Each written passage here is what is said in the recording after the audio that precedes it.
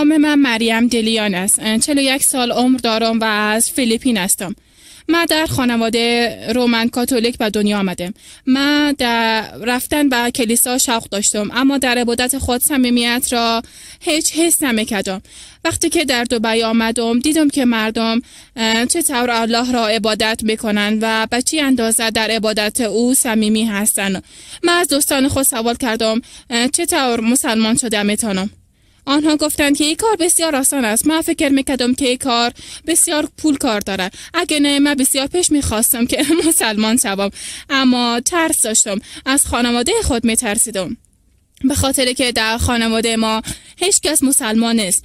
تمام خانواده ما غیر مسلمان است، او را قبول ندارن. من به الله باور کردم.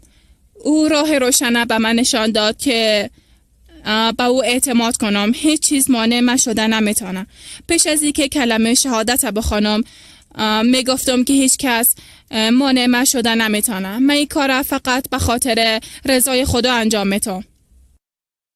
حالا که من مسلمان شدم تمام چیز تغییر کرده و زندگی من بسیار آسان شده. تمام چیز خوب پیش میره. هر چیز مطابق میل من اتفاق میفته. تمام چیز به خاطر خوبی است.